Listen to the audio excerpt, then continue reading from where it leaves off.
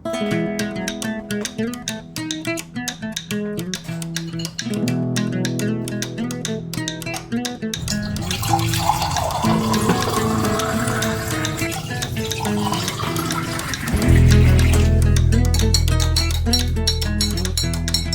Friends, welcome back to my channel Pratima's life and living. और सुबह हो गई है और मेरी शुरुआत हो गई है नींबू पानी से। तो आज करेंगे बहुत सारा ऑर्गेनाइजेशन। तो शुरू करते हैं इस वीडियो को। आज करेंगे हम लोग एड़ियों की केयर, हील्स की केयर इन नो टाइम, और ये बहुत ही इम्पोर्टेंट है, राइट? चलिए फटाफट से शुरू हो जाते हैं। मैंने लिया है अगारो का कैलस रिमूवर। इससे घंटों का काम जो है वो मिनटों में हो जाएगा। तो इसके साथ 3 इंटरचेंजेबल रोलर्स आते हैं, fine, medium and course grinded heads. और ये हम एफिशिएंटली यूज कर सकते हैं हार्ड स्किन और ड्राई डेड स्किन को रिमूव करने के लिए। वाटरप्रूफ तो है ही और बहुत ही इफेक्टिव है दोनों ही कंडीशन में, यानी कि वेट एंड ड्राई कंडीशन में। मैंने अपने पैर अच्छे से धो लिए हैं और उनको पोंछ भी लिया है। चलिए क्लीनिंग करना शुरू करते हैं। इसमें है ना 2 स्पीड लेवल्स होते हैं और आप देख रहे हो कि मैं इसे कॉर्डलेस यूज कर रही हूँ, क्योंकि एक बार चार्ज करने के बाद ये 45 मिनट्स तक चलता है। तो देखिए अच्छे से क्लीनिंग भी हो रही है और कुछ मतलब ये बहुत ही हसल फ्री है, टेंशन नहीं है कोई भी। देखिए मेरा पैर काफी साफ दिख रहा था ना शुरुआत में, लेकिन अभी कितना सारा निकला है। बहुत ही स्मूथली इसने अच्छे से जो है मेरी पूरी हील्स को साफ कर दिया है। और पैरों की केयर करना उतना ही इम्पोर्टेंट है फ्रेंड्स, जितनी हम फेस की केयर करते हैं। तो अभी मुझे ना अपना नेल पेंट भी रिमूव करना है, वो रिमूव कर लेती हूँ मैं, और उसके बाद मैं आपको क्लोज शॉट दिखाऊंगी कि कैसे मेरे पैर अब दिख रहे हैं। और आप लोगों को दिखाने के लिए मैंने ये पूरा बिछाया, अदरवाइज मैं नीचे करती हूँ। नीचे थोड़ा कैमरा लगाना थोड़ा सा डिफिकल्ट हो जाता है, इसलिए मैंने सोचा था कि आप लोगों से शेयर करना है। तो मैं इस तरीके से करूँ कि आप लोगों को समझ में आ पाए कि देखिए कितने साफ दिखने वाले पैर भी गंदे होते हैं। देखिए मेरे पैर हो गए एकदम चकाचक। जैसे हम फेस को चमकाते हैं ना, वैसे ही मैंने पैरों को भी चमका लिया। बहुत ही सॉफ्ट एंड सप्पल फील हो रहे हैं। तो बस अब हेड को अच्छे से वॉश कर लेते हैं, तो ये बहुत अच्छे से रिमूव हो जाता है। और रनिंग वाटर में आप इसको क्लीन कर लीजिए, पैड ड्राई कर लीजिए, या फिर आप एयर ड्राई भी कर सकते हैं। उसके बाद आप इसको वापस से फिक्स करके रख लीजिए। तो मैंने इसमें जो है फाइन वाला यूज किया था, क्योंकि मेरी एड़ियां उतनी ज्यादा खराब नहीं थी। आप अपने अकॉर्डिंग इसको यूज करते हैं। लिंक मैं आपको दे दूंगी डिस्क्रिप्शन बॉक्स में, आप जरूर चेक करिएगा। अब ये सारा सामान हटाती हूँ और अब करूंगी मैं दूसरा काम।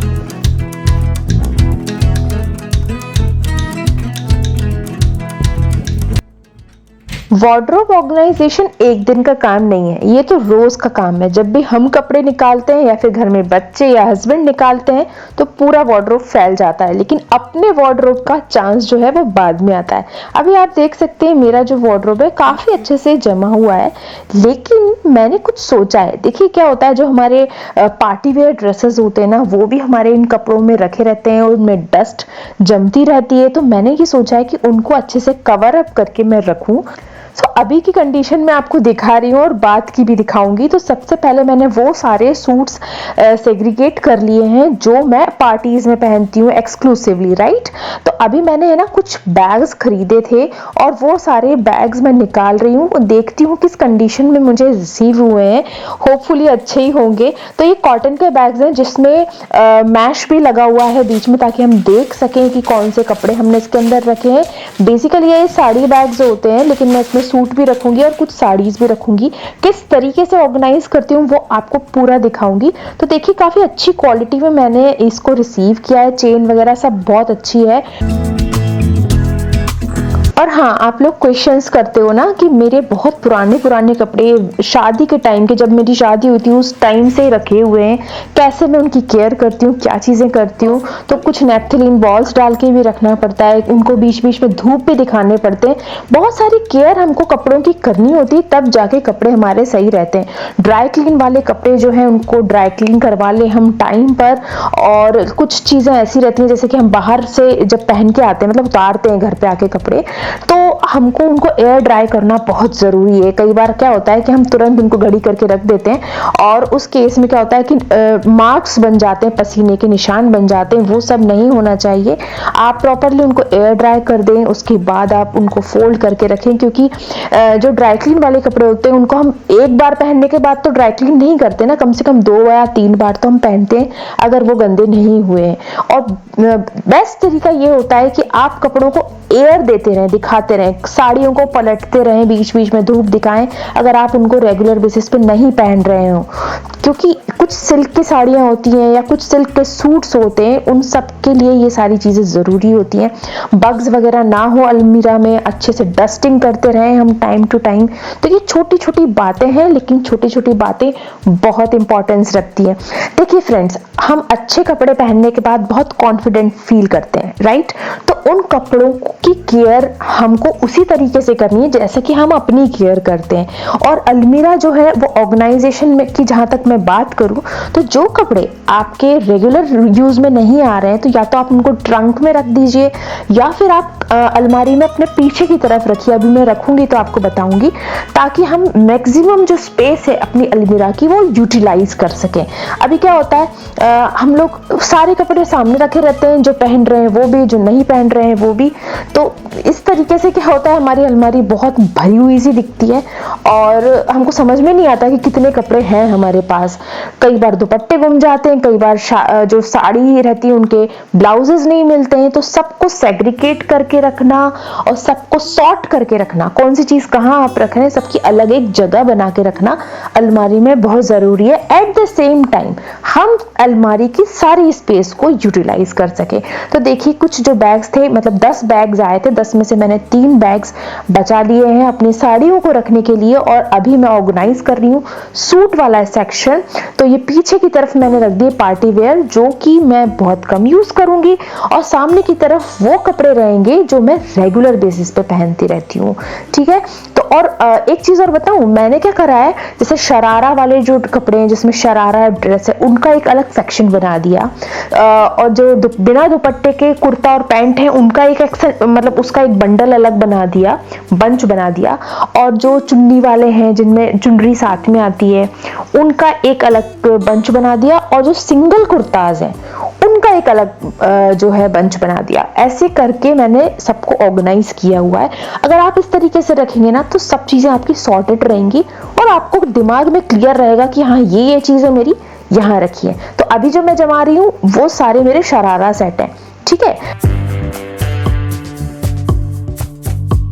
अब देखिए, ये जो सेक्शन है पूरा, ये साड़ी वाला सेक्शन है। इसमें भी मैंने साड़ी बैग्स में ही सारी साड़ियों को रखा है। कुछ 3-4 साड़ी बच गई थी तो अभी मैं इन बैग्स में डाल दूंगी। हाँ, आप दूसरे तरीके से भी ऑर्गेनाइज कर सकते हैं। अभी देखिए, मैंने कुछ आइडियाज आपको दिए जो अकॉर्डिंग टू पैटर्न्स थे, जैसे कि शरारा विथ दुपट्टा, विदाउट दुपट्टा, है ना, स्कर्ट्स वाले कुर्ते, वैसा।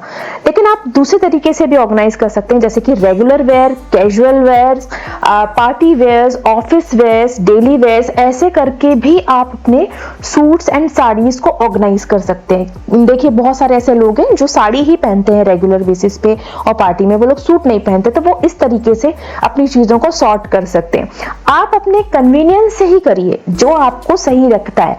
और बस प्रोटेक्शन की जहां तक बात है, तो साड़ी बैग्स में रखना बहुत अच्छा रहता है।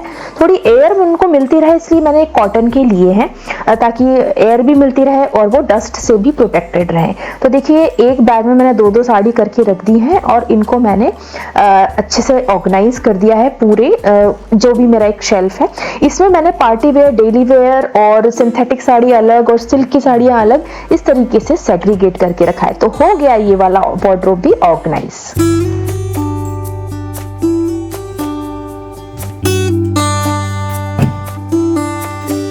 एक अलमीरा तो अच्छे से ऑर्गेनाइज हो गई है। अब कर लेते हैं दूसरी अलमीरा को ऑर्गेनाइज। और ये मेरी छोटी सी अलमीरा है, इसमें ज्यादा स्पेस है नहीं, बट मैंने इसमें भी कपड़े भर के रखे हुए हैं, मतलब स्पेस को अच्छे से यूटिलाइज किया है। तो अभी ये जो आप अलमीरा देख रहे हो ना, ये काफी अच्छे से ऑर्गेनाइज है, बट मुझे इसमें कुछ चेंज करना है, वो भी मैं आपको बताती हूँ। सो अक्सर अलमारियों की ये प्रॉब्लम होती है कि हम जब बंच बना के रखते हैं ना, तो बीच की या साइड की कोई इतनी पतली सी स्पेस खाली छूट जाती है और हमें लगता है कि इसको हम यूटिलाइज़ नहीं कर पा रहे हैं। मेरा ये मानना है कि अगर हमारे पास स्पेस कम है तो हमें छोटी छोटी स्पेसेस को भी यूटिलाइज़ करना चाहिए। जैसे कि आप यहाँ देख सकते हो कि यहाँ मैंने पीछे की तरफ टॉप रखे हैं और सामने बास्केट्स रखी हैं। कभी नीचे के कपड़े निकालने भी होते हैं तो मैं बास्केट को सामने से हटा के और कपड़े आराम से निकाल पाती हूँ, क्योंकि मेरे पास स्पेस उतनी ज़्यादा है नहीं, तो मुझे इस तरीके से ऑर्गेनाइज़ करना पड़ता है। और ऊपर की तरफ मैंने कुछ कपड़े हैंग किए हुए हैं, जो मेरे डिवाइडर्स हैं, स्कर्ट्स हैं, कुछ लोअर्स हैं, वो सारे मैंने ऊपर रखे हैं। यहाँ पर भी मैंने अपनी ज्वेलरी का ऑर्गेनाइज़र डाला हुआ है, ताकि रेगुलर बेसिस पर मैं जो ज्वेलरी पहनती हूँ ना, वो मैं यहाँ से निकाल लूँ। तो इस तरीके से ये छोटी सी जो पतली सी आपको अलमारी दिख रही है ना, उसको मैंने पूरा यूटिलाइज़ किया है। हाँ, मैं आपको ये ड्रॉअर भी दिखाती हूँ। तो इसमें देखिए सारे मेरे पैंट्स हैं, देखिए जितने भी पैंट्स हैं, लोअर्स हैं, टी शर्ट्स हैं, यहाँ पर सारी टी शर्ट्स हैं और यहाँ पर सारे पैंट्स हैं। मैंने इस तरीके से ऑर्गेनाइज़ किया है।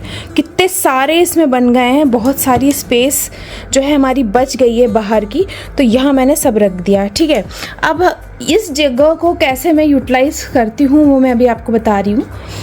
तो ये है हमारे पास एक कार्डबोर्ड, मैंने अमेज़ॉन के पार्सल इसमें रिसीव किए थे काफ़ी सारे, तो ये मैंने बचा के रख लिया था और इसके साइड के फ्लैप सारे मैंने कट कर दिए। अब मैं इसको अच्छे से रैप करूँगी किसी रैपिंग पेपर से, और देखिए इसको हम इस तरीके से फिक्स कर देंगे कि यहाँ पर ये जो बीच की जगह है ना, यहाँ पर हम बहुत सारे अपने कपड़े वगैरह रख सकते हैं। मैं आपको रख के बताती हूँ कैसे। ये देखिए इस टाइप से ये देखिए ये फिक्स हो गया है। अब इसमें हम रोल करके जो है टी शर्ट्स रख सकते हैं एक के ऊपर एक, या फिर हम कोई भी ड्रेस इस तरीके से रोल करके रख सकते हैं। तो क्या होगा कि वर्टिकल स्पेस भी हमारी जो है वो यूज़ में आ जाएगी। बाहर वॉशिंग मशीन चल रही है तो थोड़ा सा आपको नॉइज़ आ रहा होगा, उसको इग्नोर करिए प्लीज़। और यहाँ की सामने की जो जगह है, यहाँ पे मैंने रुमाल वाला ये ऑर्गेनाइज़र रखा हुआ है। आप चाहें तो उसको ना भी रखें, अगर आपके पास स्पेस ज़्यादा है तो कोई ज़रूरत नहीं है इसको ऐसे रखने की। मैं उन लोगों के लिए ये आइडिया दे रही हूँ जिनके पास स्पेस कम है और उनको बहुत सारी चीज़ें एक ही जगह पर रखनी रहती है। ठीक है, तो सबसे पहले अभी हम इसको जो है रैपिंग पेपर से रैप कर लेते हैं और फिर हम इसमें कपड़े ऑर्गेनाइज़ करेंगे। मैं आपको दिखाऊंगी कि मैंने किस तरीके से किया हुआ है।